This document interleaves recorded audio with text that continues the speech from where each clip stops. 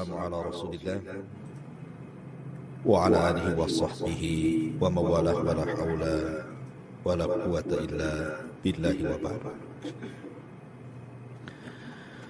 Alhamdulillah, senantiasa kita curahkan kepada baginda alam, Nabi besar, Nabi yang mulia alaihi salatu wassalam. Allahumma salli ala Sayyidina Muhammad wa ala alihi wa sahbihi wa man sara ala nahjihi ila yaumiddin.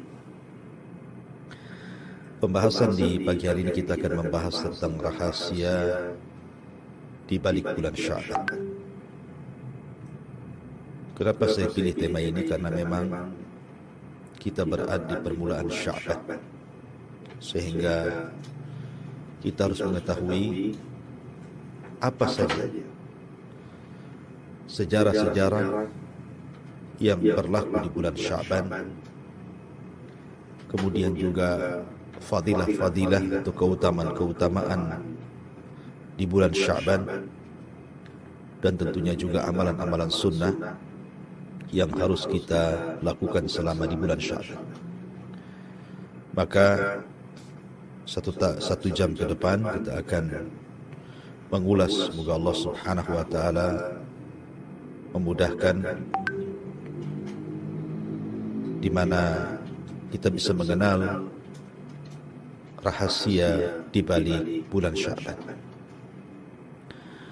Pertama, kita akan melihat bulan Sya'ban ditinjau dari sejarah dulu. Ma'asyiral muslimin, para pendengar dan para pemirsa yang dimuliakan Allah Subhanahu wa taala. Banyak sejarah yang berlaku di zaman Nabi sallallahu alaihi wasallam di bulan Sya'ban. Pertama, insyiqaqul qamar, terbelahnya bulan menjadi dua, yang Allah Subhanahu wa taala firmankan dalam surah Al-Qamar sendiri, iqtarabatis sa'atu wa insyaqqal qamar wa iyaru ayatan yu'ridu wa yaqulu sihrun mustamir. Telah dekat hari kiamat dan terbelahnya bulan.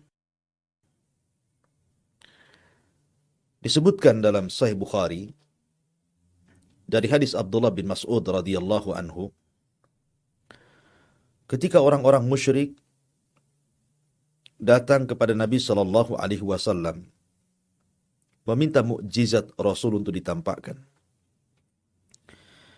maka Nabi sallallahu alaihi wasallam pun berdoa kepada Allah Azza wa Jalla, kemudian mengisyaratkan telunjuknya ke bulan.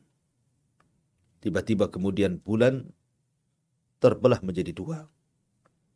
Yang satu bagian tetap pada porosnya dan bagian belahannya jatuh tepat di atas bukit Abi Qubais. Dan itu disaksikan banyak manusia. Tetapi a'angzartahum am lang tunzirhum la yu'minu. Kau beri peringatan ataupun tidak, wahai Muhammad, mereka orang-orang musyrik tetap saja tidak beriman. Wa iyarau ayatan yu'ridu wa yaqulu sihrum mustamir. Ketika mereka diperlihatkan tanda kebesaran Allah, mereka berpaling dan menuduh Nabi sallallahu alaihi wasallam sebagai tukang sihir.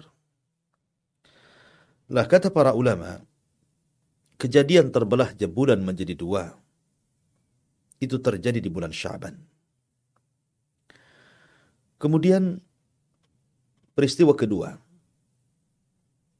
tahwilul kiblah, pengalihan kiblat dari Baitul Maqdis ke Baitullah Al-Haram. Sebagaimana disebutkan dalam Sahih Bukhari juga, di mana ketika manusia yang ada di Masjid Quba itu sedang sholat subuh,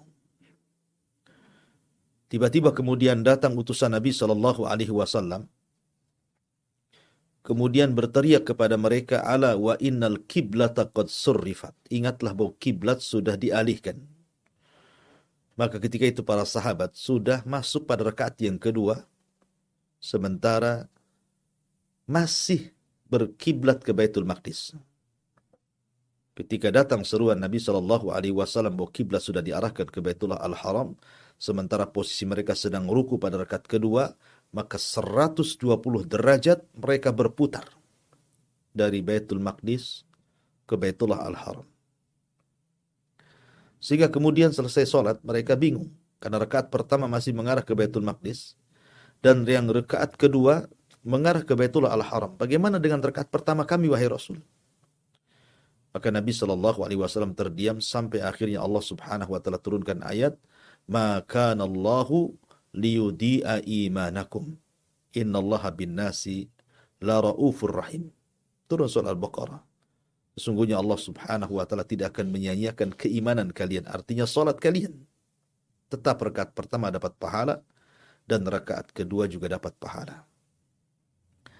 Lah peristiwa pengalihan kiblat, kita tahu bahwa Nabi SAW ketika disyariatkan salat dari langit dalam peristiwa Isra Mi'raj itu terjadi 1 tahun sebelum hijrah.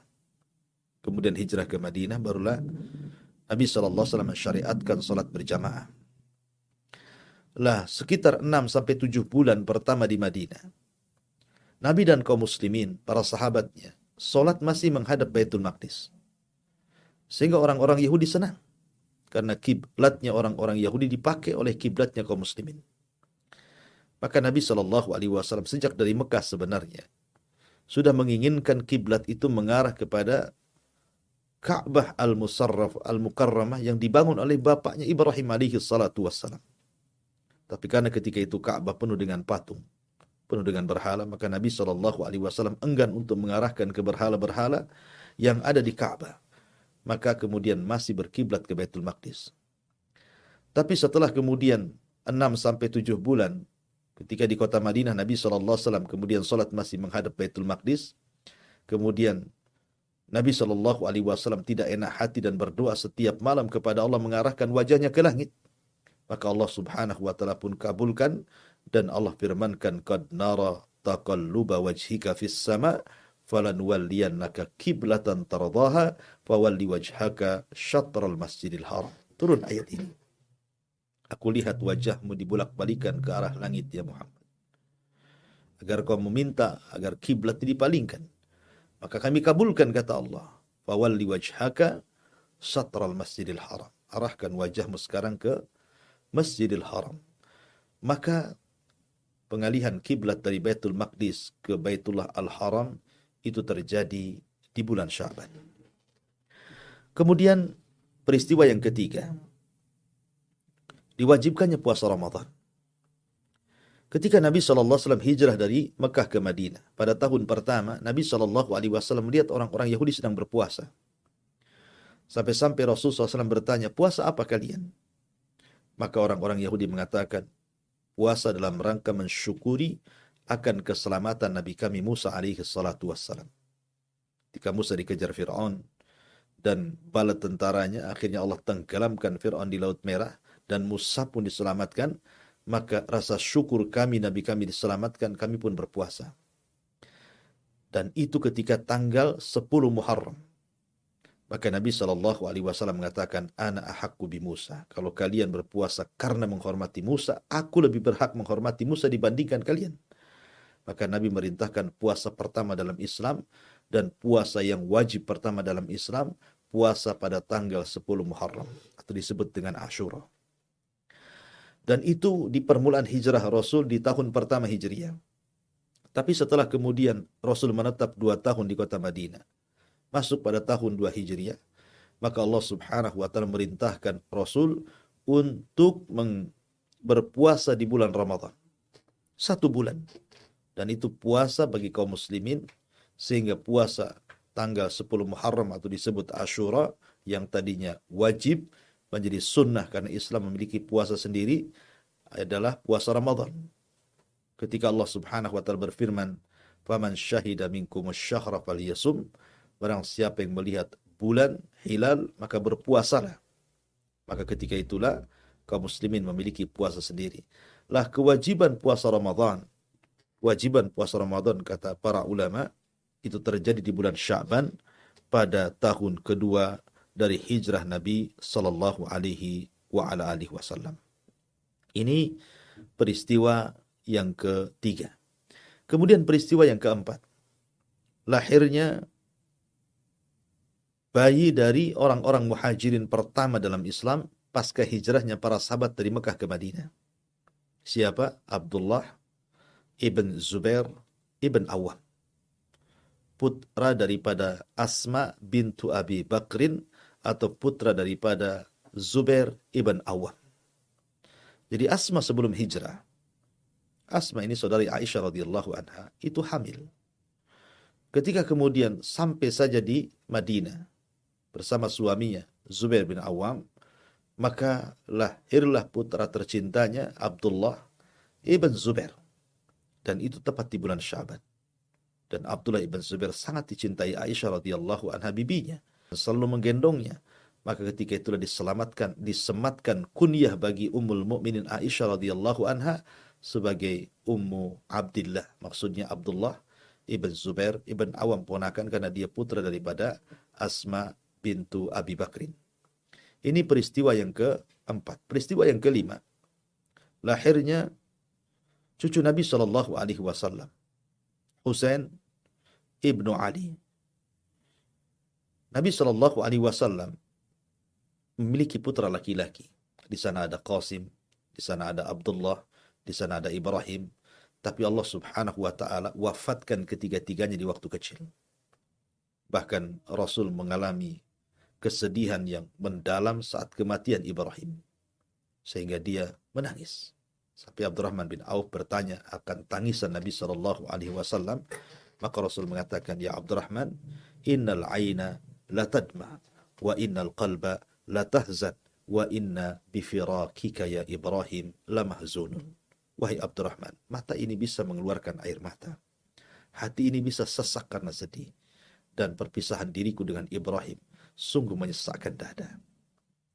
Sehingga ketika kemudian putri beliau Fatimah bintu Rasul sallallahu alaihi wasallam yang menikah dengan Ali bin Abi Thalib radhiyallahu an melahirkan cucu laki-laki Hasan dan Husain, maka kecintaan Nabi sallallahu alaihi wasallam luar biasa sampai ketika khutbah Rasul turun, kemudian menggendong Hasan dan Husain, kemudian naik lagi ke atas mimbar, kemudian bersabda, sadaqallahul azim, innama amwalukum wa auladukum fitnah. Maha benar Allah dengan segala firman-Nya. Sesungguhnya harta kalian dan anak-anak kalian terkadang menjadi fitnah, termasuk diriku terfitnah dengan Hasan dan juga Husain. Nah, Husain itu lahir pada bulan Sya'ban pada tahun 4 Hijriah. Pada tahun 4 Hijriah, di mana Rasul menetap 4 tahun di kota Madinah, tepat di tanggal 3 bulan Sya'ban pada tahun keempat Hijriah, lahirlah Husain ibnu Ali ibn Abi Thalib radhiyallahu an. Dan dia adalah pemimpin anak-anak muda di surga. Ini peristiwa yang kelima. Peristiwa yang keenam, terjadinya Ghazwah Bani Mustalik. Terjadinya peperangan Bani Mustalik. Di mana terjadinya peperangan Bani Mustalik ini pada tahun kelima Hijriah. Nabi Shallallahu Alaihi Wasallam sudah menetap di Madinah itu 5 tahun. Tiba-tiba kemudian pemimpin Bani Mustalik Al-Harith ibn Abi Dirar, Al-Harith ibn Abi Dirar, pemimpinnya Bani Mustalik, dan beberapa orang dari kabilah-kabilah Arab hendak keluar menyerang Nabi Shallallahu Alaihi Wasallam. Tetapi kemudian Nabi Shallallahu Alaihi Wasallam bisa mengepung Bani Mustalik. Akhirnya Rasul berhasil menawan satu kabilah Bani Mustalik, termasuk putri daripada Al-Harith ibn Abi Dirar ini, pembesar Bani Mustalik. Namanya Juwairiyah bintul Harith. Tertawan. Yang belakangan kemudian Juwairiyah pun menikah dengan Nabi Shallallahu Alaihi Wasallam dengan maharnya agar Rasul membebaskan seluruh tawanan Bani Mustalik. Maka Nabi Shallallahu Alaihi Wasallam pun menepati janjinya setelah menikah Rasul dengan Juwairiyah bintul Harith ibn Abi Dirar. Akhirnya kemudian satu kabilah Bani Mustalik dibebaskan dan belakangan satu kabilah masuk Islam. Subhanallah. Dan itu peristiwa terjadi di bulan Sya'ban pada tahun kelima setelah hijrah Nabi Sallallahu Alaihi Wasallam. Dan banyak lagi seperti Sariyatul Fadak, kemudian kisah-kisah di bulan Sya'ban, peperangan setelah Khulafaur Rasyidin, yang Allah menangkan. Intinya bahwa banyak sejarah besar di bulan Sya'ban. Itu kalau melihat Sya'ban ditinjau dari sejarah. Ma'asyiral muslimin, para pendengar dan juga para pemirsa Kiswah TV yang dimuliakan Allah Subhanahu wa taala. Adapun kalau bicara tentang Sya'ban, Sya'ban ini sebenarnya bukan bulan mulia. Bukan seperti Rajab, satu di antara 4 bulan hurum yang difirmankan Allah Azza wa Jalla dalam surah At-Taubah 36, minha arba'atun hurum. Dari 12 bulan itu ada 4 bulan hurum, 4 bulan mulia, Dzulqa'dah, Dzulhijjah, Muharram dan juga Rajab. Juga bukan seperti Ramadan, bulan suci. Jadi Sya'ban bukan bulan hurum dan bukan bulan suci. Artinya bahwa Sya'ban itu bulan biasa. Tidak ada keistimewaan secara bulan, maksudnya dia bukan bagian daripada bulan hurum dan bukan bagian daripada bulan suci Ramadan. Dia bulan biasa. Tetapi dia berada di tengah-tengah di antara 2 bulan mulia. Pertama Rajab, kemudian Sya'ban, kemudian Ramadan. Lah karena bulan Sya'ban itu diapit daripada 2 bulan mulia, sehingga bulan ini terkadang dilalaikan manusia. Karena sebelumnya mereka sudah mulakan bulan Rajab, dan sebentar lagi mereka akan menghadapi Ramadan, sehingga mereka melupakan Sya'ban. Karena lihat, terkadang di masyarakat umumnya di bulan Sya'ban itu, manusia mereka sibuk dengan dunia karena ingin mempersiapkan diri dengan Ramadan, kedatangan Ramadan. Mereka berusaha untuk menghabiskan waktunya, tenaganya untuk mencari dunia. Supaya ketika masuk Ramadan, mereka bisa beribadah. Nah, dari sinilah karena bulan Sya'ban itu letaknya di antara 2 bulan mulia Rajab dan Ramadan, sehingga manusia melalaikan. Dan itu berlaku di zaman para sahabat Nabi Shallallahu Alaihi Wasallam. Makanya ketika Usamah bin Zaid radhiyallahu an bertanya kepada Nabi Shallallahu Alaihi Wasallam, ya Rasulullah, lam araka tasumu min syahrin minas syuhuri ma tasumu min Sya'ban. Rasul, kenapa kau banyak puasa? Hampir 1 bulan di bulan Sya'ban ini, ada apa dengan kamu? Maksudnya puasa sunnah di sini. Maka Nabi SAW bersabda, dzaka syahrun yaghfulun nasu anhu bainar Rajab wa Ramadan. Itulah bulan yang dilalaikan manusia di antara Rajab dan juga Ramadan, wa huwa syahrun turfa'u fihi al-a'mal ila rabbil alamin. Dan ini bulan di mana amal-amal kita akan diangkat kepada Rabbil Alamin. Fa uhibbu an yurfa amali wa ana shaim. Dan saya suka kalau amalan saya diangkat sementara saya sedang berpuasa kepada Allah Azza wa Jal. Rawahun Nasai. Lah, Nabi SAW mengatakan bahwa bulan Sya'ban itu yaghfulun nasu anhu. Manusia lalai. Karena sudah ada bulan suci sebelumnya dan sudah ada bulan suci setelahnya. Dan kaidah para ulama, siapapun yang kemudian keluar dari kelalaian manusia, siapapun yang keluar dari kelalaian manusia, kemudian dia menghadap Allah Subhanahu wa ta'ala, maka dia akan diberikan ganjaran yang sangat besar. Saya contohkan, orang yang sholat duha, di tengah-tengah orang yang mengejar dunia. Karena waktu duha itu kan waktu orang sibuk bekerja. Yang ke ladang sibuk dengan ladangnya, yang ke kantor sibuk dengan kantornya, yang bekerja di jalan sibuk dengan jalannya. Tiba-tiba ketika manusia sedang mengejar dunia, Anda keluar dari dunia kemudian mengejar akhirat. Anda sholat duha. Berarti Anda memanfaatkan waktu di saat kesibukan manusia mengejar dunia. Maka Anda akan dapat pahala besar. Maka karena kaidah para ulama bahwa orang yang keluar dari kelalaian manusia memiliki pahala besar, makanya Nabi SAW di bulan Sya'ban itu lebih banyak berbuat kebaikan, memperbanyak ibadah, memperbanyak kebajikan, berpuasa, bersedekah, berzikir, dan begitu seterusnya. Karena jelas kaidahnya, siapapun yang keluar dari kelalaian manusia akan diberikan pahala besar. Dan Rasul sudah mencontohkannya dengan cara berpuasa. Ma'asyiral muslimin yang dimuliakan Allah Subhanahu wa ta'ala. Dalam hadis Usamah bin Zaid yang saya baca tadi, di situ ada keistimewaan bulan Sya'ban. Pertama, bulan yang dilalaikan manusia sehingga siapapun yang keluar dari kelalaian akan diberikan keistimewaan. Yang kedua, bulan diangkatnya amalan kita yang sifatnya tahunan. Karena amalan kita itu kan diangkat, ada sifatnya harian, ada sifatnya mingguan, ada sifat bulanan, ada sifatnya keseluruhan. Saya contohkan, harian, setiap asar dan subuh, Nabi Shallallahu Alaihi Wasallam bersabda, "Yata'aqabuna fikumul malaikatul laili wa malaikatul nahar."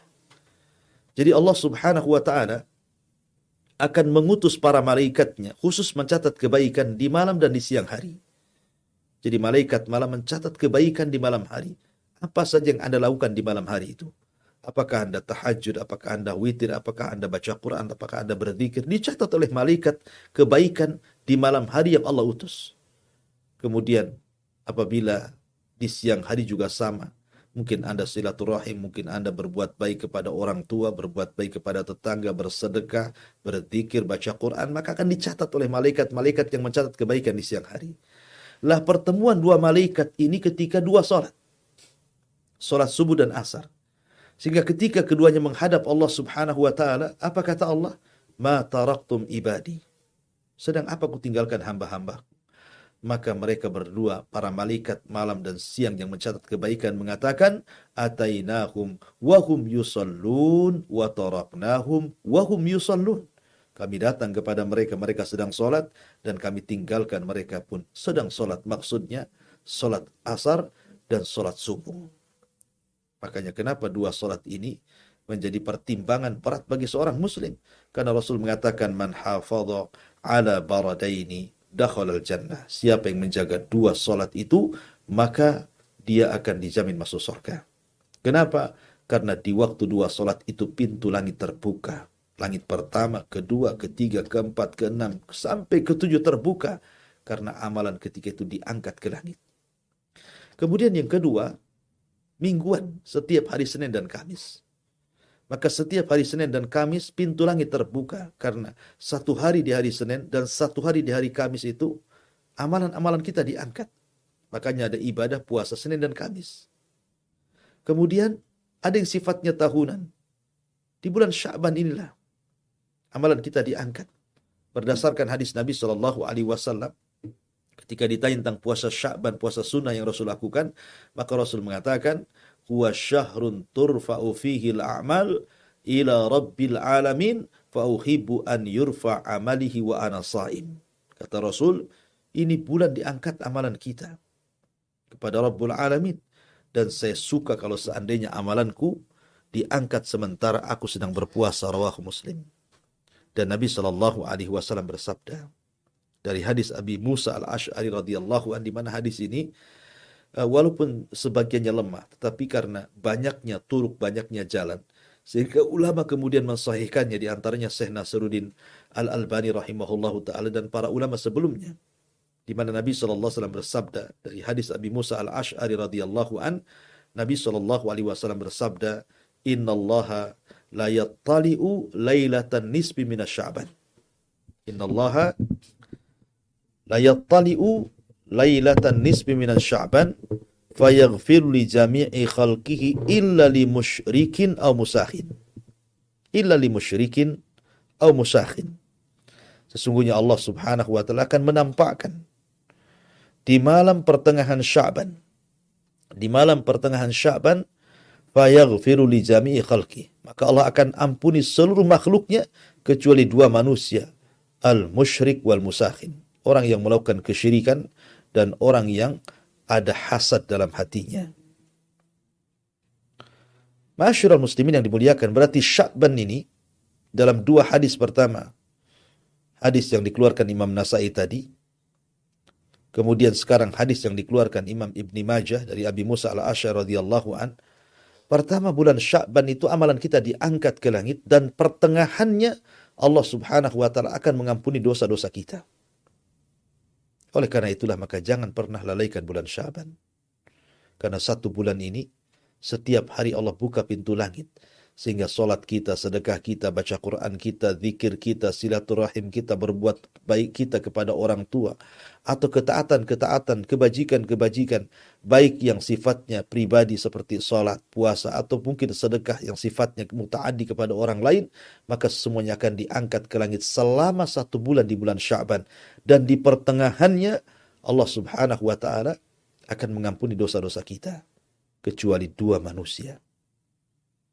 Tidak akan diangkat amalannya dan tidak diampuni dosanya. Pertama musyrik, yang kedua musakhid. Musyrik dan musakhid. Adapun musyrik jelas. Nabi Allah Subhanahu wa Ta'ala berfirman, "La in asyrakta la yahbatanna 'amaluka wa la takunanna minal khasirin." Kalau engkau melakukan kesyirikan, maka engkau akan lebur, hancur amalanmu, dan engkau termasuk orang-orang yang rugi. Adapun musakhin itu artinya orang yang dalam hatinya ada kedengkian, orang yang dalam hatinya ada kebencian, orang yang dalam hatinya ada kedongkolan karena hasad kepada orang lain. Makanya kenapa Nabi Shallallahu Alaihi Wasallam mengatakan bahwa musakhin dengan musyrik, apa hubungannya? Hubungannya karena musyrik itu percuma dia berdoa, percuma dia beramal, tidak akan diterima oleh Allah Azza wa Jalla. Bagaimanapun orang-orang musyrik itu dosanya tidak akan diampuni. Innallaha la yaghfiru an yushraka bihi wa yaghfiru ma duna dzalika liman yasha. Allah tidak akan mengampuni dosa orang yang menyekutukannya dan mengampuni dosa selain itu. Dan orang-orang musyrik sia-sia amalannya. Lalu kenapa dihubungkan dengan musakhin? Orang yang hasad, orang yang dengki, orang yang mutus silaturahim dan begitu seterusnya. Karena hasad juga kurang lebih ada kemiripan dengan kesyirikan dalam hal hilangnya amalan. Karena hasad itu ta'kulul hasanat kama ya'kulun narul khatab. Orang yang hasad itu bisa menghilangkan semua kebaikan seperti api bisa membakar bara api bisa membakar kayu bakar. Bahkan Rasul mengatakan ketika berbicara tentang hasad, fa inna hiya haliqah. La aqulu haliqatus sya'ri, kata Rasul, walakin haliqatul al-hasanat. Kata Nabi SAW, hasad itu penghancur, pembuang. Bukan saya maksud membuang rambut dalam kepala, tapi membuang semua kebaikan, kata Rasul. Maka sebagaimana kesyirikan bisa menggugurkan amal, hasad juga bisa menggugurkan kebaikan. Maka 2 manusia ini, musyrik dan musakhin, orang yang syirik dan orang yang hasad, di bulan Sya'ban, selain tidak akan diangkat amalannya ke langit, dia pun tidak akan diampuni dosanya. Oleh karena itulah ma'asyiral muslimin, maka Sya'ban ini bulan yang sangat luar biasa. Walaupun bukan bagian daripada bulan suci sesuci Rajab dan juga Ramadan, tetapi amalannya luar biasa. Ya, dan yang terakhir, amalan kita akan diangkat secara keseluruhan tatkala kita meninggal. Ketika ruh kita dicabut, kemudian malaikat datang membungkus ruhnya seorang mukmin dengan kafan dari sorga dan hanut minyak wangi dari sorga, kemudian diangkat ke langit, maka catatannya mengikuti di bawahnya. Naik ke langit pertama, catatannya ikut naik ke langit pertama, kedua, ketiga, keempat, kelima, keenam, ketujuh, sampai Allah Subhanahu wa Ta'ala mengatakan, letakkan ruhnya kembali ke jasadnya, tapi naikkan catatannya fil illiyin. Ketika itu sudah tidak mungkin lagi manusia beramal karena sudah terputus usianya dan dia tinggal hisab di hadapan Allah Subhanahu wa Ta'ala. Masyarul muslimin yang dimuliakan Allah Azza wa Jalla, ini di antara rahasia di balik bulan Sya'ban. Maka saya nasihatkan, perbanyaklah puasa. Karena bagaimanapun kita akan menghadapi bulan Ramadan. Para ulama menjadikan Sya'ban adalah bulan memperbanyak puasa. Kemudian juga perbanyaklah membaca Al-Quran. Makanya para ulama menyebutnya dengan Syahrul Qurra, karena Ramadan akan ada 2 ibadah yang luar biasa, tarawih, tahajud, kemudian puasa. Maka untuk membiasakan 2 perkara itu di bulan Ramadan, maka biasakan kita di bulan Sya'ban berpuasa dan membaca Quran, karena bagaimanapun Rajab bulan menanam, Sya'ban bulan menyiram, dan Ramadan bulan menuai. Wallahu a'lam bishawab. Mudah-mudahan ada manfaatnya. Ya, mungkin di antara para pendengar dan pemirsa ingin bertanya, silahkan. Ya, Ada Ustaz. pertanyaan? Ada. Silahkan baca. Dari Nendi Budiawan. Assalamualaikum Ustaz. Waalaikumsalam. Saya mendengar dari orang bahwa puasa setelah tanggal 15 Sya'ban tidak diperbolehkan. Apakah ini benar Ustaz? Terima kasih. Iya, sudah alhamdulillah. Memang ada larangan orang memulai puasa setelah pertengahan Sya'ban karena dikhawatirkan masuk pada hari yang diragukan. Sementara Nabi Shallallahu Alaihi Wasallam bersabda, "Man sama fi yaumin yushakku fihi faqad asa Abul Qasim." Siapa yang berpuasa di hari yang diragukan, maka dia telah bermaksiat kepada Abul Qasim, maksudnya Nabi Sallallahu Alaihi Wasallam. Dan setelah pertengahan nisfu Sya'ban, itu akan masuk pada hari yang diragukan karena sudah mulai masuk pada penentuan Ramadan. Tetapi dibolehkan orang berpuasa setelah pertengahan Ramadan kalau berpuasa sebelumnya, maksudnya sebelum pertengahan itu. Ya dari awal Sya'ban dia sudah berpuasa. Seperti Nabi Shallallahu Alaihi Wasallam, beliau berpuasa dari permulaan Sya'ban sampai mau habis 1 bulan, sampai tanggal 27 atau mungkin 26, karena tidak boleh juga puasa sunnah itu mirip dengan puasa wajib. Artinya puasa Ramadan kan dihabiskan puasanya 1 bulan, tapi Sya'ban itu kalau mau menghabiskan dengan puasa jangan sampai 1 bulan, entah berhenti di tanggal 26 atau 27 gitu, karena jangan sampai masuk kepada hari yang diragukan. Maka Nabi Shallallahu Alaihi Wasallam melakukan puasa banyak di bulan Sya'ban. Begitu juga Aisyah radhiyallahu anha, ketika beliau memiliki hutang di bulan Ramadan tahun kemarin, maka Aisyah radhiyallahu anha kemudian mengqada di bulan Sya'ban tahun depannya. Karena melihat bahwa bulan Sya'ban itu tadi, satu diangkatnya amalan kita ke langit, yang kedua juga ada keistimewaan di pertengahan bulan Sya'ban, nisfu Sya'ban, dengan diampuni dosanya oleh Allah Subhanahu wa taala kecuali 2 manusia, orang yang melakukan kesyirikan dan orang yang menanamkan hasad dalam hatinya sehingga menampakkan permusuhan. Wallahu a'lam. Selanjutnya dari akun YouTube Uwa Igo. Assalamualaikum Ustaz. Gimana hukumnya profesi gaji sepak bola, haram atau halal Ustaz? Syukran. Ya, alhamdulillah. Kita tahu bahwa permainan itu sesuatu yang melalaikan. Nabiullah Sulaiman alaihi salatu wassalam pernah terlalaikan dengan hobi dia memelihara kuda. Ketika di sore hari dia memandang kudanya, kemudian akhirnya lupa sholat sore ketika itu, maka Sulaiman pun akhirnya menyembelih kuda-kudanya kemudian membagikan dagingnya ke fuqara wal masakin. Maka ada kaedah yang muncul dari para ulama, man taraka syai'an lillahi awadallahu khairan min. Barang siapa yang meninggalkan sesuatu karena Allah, Allah akan ganti yang lebih baik lagi. Maka setelah Sulaiman menyembelih kudanya karena marah terlalaikan dari salatnya, maka Allah ganti kuda itu dengan ditundukkan angin kepada Sulaiman. Tentu naik kuda dengan naik angin kan berbeda. Angin akan lebih cepat dibandingkan kuda, terutama dalam berperang. Ya. Maka mainan apapun yang melalaikan, maka itu bisa sampai ke haram hukumnya. Mainan apa? Bukan sepak bola saja.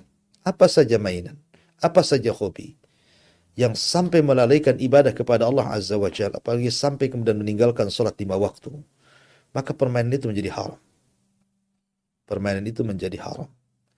Adapun tentang masalah profesi, apakah kemudian gaji orang-orang yang olahragawan, karena sepak bola saja, mungkin olahraga-olahraga yang lain yang kemudian digaji dalam rangka itu, apakah kemudian gajinya halal ataukah haram? Wallahu a'lam, ya.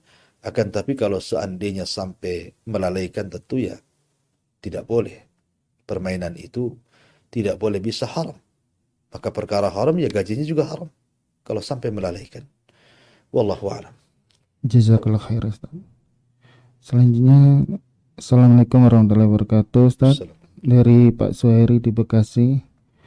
Saya berumur 62 tahun. Saya menderita asma yang kronis dan menghisap obat hisap. Pertanyaannya, bagaimana saya akan melaksanakan ibadah puasa? Apakah batal bila saya berpuasa sambil menghisap obat hisap tersebut Ustaz? Jazakallah khair. Ya, alhamdulillah. Allahu alam, obat hisab apakah membatalkan puasa atau tidak. Tapi sepengetahuan saya bahwa sesuatu yang membatalkan puasa itu apabila sesuatu masuk ke tenggorokan. Makanya merokok itu bisa membatalkan puasa karena ada zat-zat yang kemudian masuk ke tenggorokan. Apakah kemudian orang yang menghisap sesuatu lewat hidung yang membatalkan puasa selama tidak ada cairan-cairan yang kemudian masuk ke tenggorokan dan Anda bisa merasakannya, mungkin berupa pahit atau apa gitu yang Anda rasakan, saya kira tidak membatalkan puasa. Ya. Kalau tidak ada hal-hal yang bisa masuk ke tenggorokan dari zat-zat obat yang Anda sirup dari Anda hirup dari hidung, tapi tidak sampai kemudian ada zat yang masuk ke tenggorokan, maka insya Allah itu tidak membatalkan puasa. Karena yang bisa membatalkan itu kalau sesuatu masuk ke tenggorokan. Wallahu a'lam. Jazakallah khair Ustaz. Pertanyaan selanjutnya, bagaimanakah metode Rasulullah dan para sahabat untuk menentukan satu Ramadan? Dan bagaimana kita menyikapi perbedaan penentuan awal Ramadan ini Ustaz? Jazakallah khair. Ya, alhamdulillah. Metode yang dilakukan Nabi SAW saat menentukan Ramadan dengan cara hilal. Melihat bulan. Kata Nabi SAW, wa idza ra'aitumuhu fasumu wa idza ra'aitumuhu faftiru. Apabila kalian melihat bulan, puasa. Apabila kalian melihat bulan, maka beridul fitrilah kalian. Dan tentang masalah perbedaan matla, memang terjadi khilaf para ulama. Apakah satu dunia satu matla? Apakah tiap-tiap negara itu memiliki matla sendiri? Ataukah negara-negara tetangga yang berdekatan mengikuti negara yang melihat karena dianggap satu matla? Ada yang berpendapat bahwa satu dunia satu matla. Ketika Arab Saudi melihat bulan, maka satu dunia mengikuti Saudi Arabia. Atau di mana negara melihat bulan, maka semua negara melihat berpuasa mengikut negara yang melihat. Itu pendapat pertama berdasarkan wa idza ra'aitumuhu fasumu. Kalau engkau melihat bulan di mana saja, di negeri mana saja, maka berpuasa. Berarti satu dunia satu matla. Tapi kalau kita melihat juga ada hadis dari Quraib, itu ketika dia pernah ke Syam kemudian di pertengahan Ramadan ke Madinah, rupanya penduduk Madinah tidak mengikuti puasa yang ditentukan Muawiyah bin Abi Sufyan. Bahkan Abdullah bin Abbas radhiyallahu anhuma bertanya kepada Quraib tentang puasanya orang-orang penduduk Syam, maka mereka berpuasa di hari Jumat, penduduk Madinah di hari Sabtu. Artinya orang-orang Madinah tidak mengikuti Syam. Ketika Quraib mengatakan, tidakkah cukup dengan melihatnya Muawiyah sehingga kalian berpuasa di hari Jumat begitu kan? Tidak di hari Sabtu. Tapi Ibnu Abbas radhiyallahu anhu mengatakan, beginilah sunnah Nabi. Apabila kami tidak melihat, kami genapkan menjadi 30 hari. Artinya Madinah dan Syam ketika itu ada perbedaan puasa. Berarti masing-masing daerah memiliki matla masing-masing. Indonesia tidak harus ikut Malaysia, Malaysia tidak harus ikut Brunei, Brunei tidak harus ikut Saudi, dan begitu seterusnya. Kemudian pendapat yang ketiga bahwa negara yang bertetangga seperti Malaysia, Brunei, Indonesia, maka sebaiknya dijadikan satu matla. Ya. Tetapi yang jelas bahwa ini tiga pendapat yang masyhur. Adapun secara dalil memang pendapat pertama, satu dunia satu matla. Mana-mana negara melihat, maka kita harus mengikuti negara yang melihat. Tetapi kata para ulama, pendapat yang bijak sebaiknya mengambil pendapat kedua. Artinya masing-masing negara punya matla. Jadi kita ikut pemerintah. Kata pemerintah besok puasa, kita puasa. Kata pemerintah besok Idul Fitri, kita Idul Fitri. Karena Allah Subhanahu wa taala berfirman, "Atiullaha wa atiur rasul wa ulil amri minkum."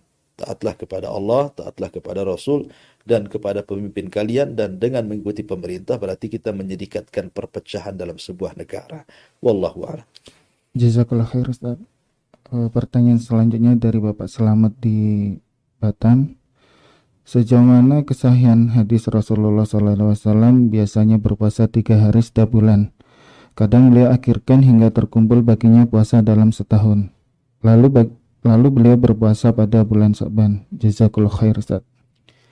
Ya, alhamdulillah. Puasa 3 hari dalam sebulan itu jelas itu disebut puasa Ayyamul Bid. Puasa sunnah itu kalau tidak Daud, kemudian puasa Senin Kamis. Kalau tidak puasa Senin Kamis, puasa Ayyamul Bid. Tidak ada puasa lain lagi. Puasa apa tidak ada? Maka selain itu puasa Sya'ban. Itu lain lagi memang. Puasa Sya'ban itu puasa yang Nabi SAW mencontohkan puasa hampir 1 bulan. Apakah kemudian puasa 1 bulan itu terkumpul dari puasa-puasa dalam setahun? Wallahu alam tidak. Karena Nabi SAW ditanya oleh Usama ibn Zaid tadi, Kenapa kau memperbanyak puasa di bulan Sya'ban, wahai Rasul? Kata Nabi SAW, karena ini bulan yang dilalaikan manusia. Yang kedua, karena ini bulan di mana amalan akan diangkat. Dan saya suka ketika amalan saya diangkat, saya berpuasa. Jadi yang puasa mutlak, puasa sunnah 1 bulan itu ya bulan Sya'ban itu. Dari tanggal 1 sampai mungkin tanggal 27 gitu. Jangan dihabiskan. Ya. Kemudian puasa Senin Kemis, kemudian puasa Ayyamul Bid, kemudian puasa Daud gitu kan. Selebihnya puasa apa Allah alam, kecuali qada Ramadan, dan itu puasa wajib atau puasa kafarah gitu ya, karena berjima di bulan Ramadan, akhirnya kemudian ketika dia tidak bisa merdekakan budak, akhirnya dia berpuasa 2 bulan berturut-turut gitu ya. Tapi yang rutinitas dalam sebulan itu ya cuman 3 itu, Daud, Senin Kemis, kemudian Ayyamul Bid. Bukan kemudian 1 bulan full, itu mungkin karena menjamak puasa-puasa sunnah yang tidak dilakukan di bulan-bulan yang lain dalam setahun. Ya wallahu a'lam. Saya belum pernah membaca keterangan yang seperti itu. Ya Sya'ban, Senin Kemis, Daud, Ayyamul Bid, sendiri-sendiri ada keutamaannya. Wallahu a'lam. Jazakallah khair Ustaz. Dari pertanyaan selanjutnya dari Umu Jundi di Batam. Beberapa tahun yang lalu saya tidak berpuasa dalam beberapa hari Ramadan karena mengalami haid. Hingga kini setelah selang beberapa tahun, saya belum dapat mengqadha utang puasa saya. Akan tetapi saya tidak tahu berapa jumlah hari yang saya tinggalkan. Bagaimana nasihat Ustaz? Jazakallah khair. Nabi sallallahu alaihi wasallam bersabda, "Idza shallatil mar'atu khamsaha wa shamat syahraha wa ata'at ba'laha wa hafidat farjaha qila laha udkhulil jannah min ayyi abwabis thamaniyati sya'at." Apabila seorang wanita menjaga salatnya, menjaga puasa Ramadannya, menjaga kemaluannya, taat kepada suaminya, masuklah sorga dari 8 pintu sorga sesuai kehendaknya. Artinya wanita masuk dari 8 pintu sorga itu mudah, berbeda dengan laki-laki. Ya. Tapi di sini ada 2 poin yang ingin saya tekankan. Apabila seorang wanita menjaga sholatnya dan menjaga puasa Ramadannya, kenapa Rasul tekankan ini kepada wanita dan tidak menekan kepada laki-laki? Karena wanita itu punya haid. Terkadang wanita itu tahu nih hari ini kebiasaan haid. Sudah jelas-jelas masuk waktu zuhur, waktu asar, waktu maghrib, malah kemudian dilalaikan. Pamannya zuhur jam 12:15. Sudah tahu, sudah masuk pun. Dia tahu hari ini kebiasaan haid. Dia tidak segera melaksanakan sholat zuhur, malah kemudian nantilah jam 1, setengah 2, pas giliran mau sholat, datang haid pula. Berdosa Anda. Karena Anda melalaikan. Kemudian yang kedua, Anda tahu punya hutang Ramadan. Dan Anda tahu kebiasaan haid berapa hari. Ya kalau Anda tidak tahu berapa kebiasaan haid, ya Anda bertanya kepada saudara Anda. Karena biasanya antar sesama saudara itu sama waktu haidnya. Berapa harinya itu. Lah ada orang yang melalaikan, tidak cepat mengqadha Ramadan. Dia menunggu Sya'ban tahun depan. Ketika 1 minggu lagi sudah mendekati Ramadan, hendak mengqadha, tiba-tiba datang haid. Akhirnya Anda memasukkan hutang lagi ke tahun berikutnya. Anda berdosa karena melalaikan. Kenapa tidak dari awal Sya'ban Anda bayar? Ya, makanya Rasul mengatakan, ditekankan apabila seorang wanita menjaga sholatnya dan menjaga haidnya. Adapun ketika Anda batal di bulan Ramadan, entah berapa hari gitu, maka ingat-ingat dulu berapa hari Anda tidak puasa. Ya, kalau tidak ingat, maka ambil yang paling besar saja. Jangan ambil yang paling kecil. Ya, maka ambillah angka yang paling besar, qadhalah Ramadan, kemudian bertobatlah kepada Allah Subhanahu wa taala. Wallahu a'lam. Jazakallah khair Ustaz. Pertanyaan selanjutnya dari Bapak Selamat di Cirebon. Apakah ada atsar hadis atau berita bahwa bulan Sya'ban banyak roh yang dicabut? Jazakallah khair Ustaz. Alhamdulillah. Wallahu a'lam. Saya belum pernah mendapatkan dalil dari Quran dan Sunnah bahwa bulan Sya'ban itu banyak orang yang meninggal dikarenakan para malaikat maut datang kemudian memperbanyak kematian. Tidak ada. Kematian pun tidak mesti di bulan Sya'ban. Di bulan manapun ajal itu sudah ditentukan, karena itu mengikuti takdir Allah Azza wa Jalla. Kita ini loh antrian mati. Saya, Anda yang bertanya, atau siapapun, antrian mati. Hari ini yang meninggal si fulan, besok meninggal si Alan, mungkin besoknya kita tidak tahu. Karena kematian itu rahasia Allah. Tidak ada yang tahu kematian seseorang. Apalagi kemudian sampai mengetahui bahwa bulan ini akan banyak kematian atau bulan ini tidak akan ada kematian, itu sebuah ramalan, tidak boleh. Intinya bahwa tidak ada hadis yang mengatakan bulan Sya'ban itu akan banyak kematian. Ini sama dengan nakut-nakuti orang, ya. Maka tidak ada dalil yang sahih tentang masa ini. Wallahu a'lam. Baik Ustaz, pertanyaan terakhir dari Ibu Sakinah di Batam. Bagaimana dahulu Nabi SAW berinteraksi dengan para sahabiah? Jazakallah khair Ustaz. Ya, alhamdulillah. Nabi SAW adalah orang yang paling supel. Nabi itu walaupun tampan, tapi ketampanan Nabi tidak memfitnah lagi para wanita. Justru para wanita sangat mereka takut dengan Rasul, artinya Rasul itu punya haibah, karisma yang besar. Ya. Nabi SAW bermuamalah dengan para wanita biasa, seperti bermuamalah manusia ke manusia yang lainnya. Tetapi ada aturan-aturan seperti ketika berbaiat, Nabi SAW tidak menyentuh tangan para wanita. Mereka hanya bersuara saja tanpa menyentuh. Ya.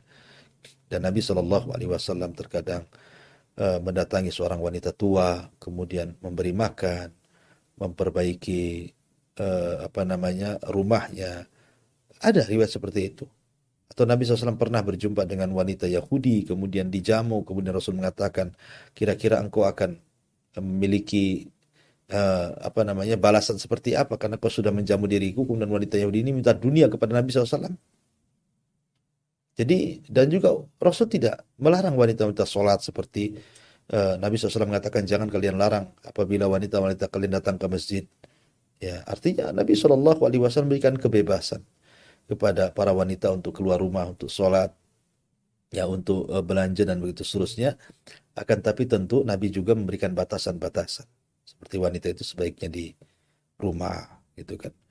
Kemudian wanita itu kalau keluar nutup aurat, tidak menggunakan wewangian, dan begitu seterusnya. Wallahu a'lam.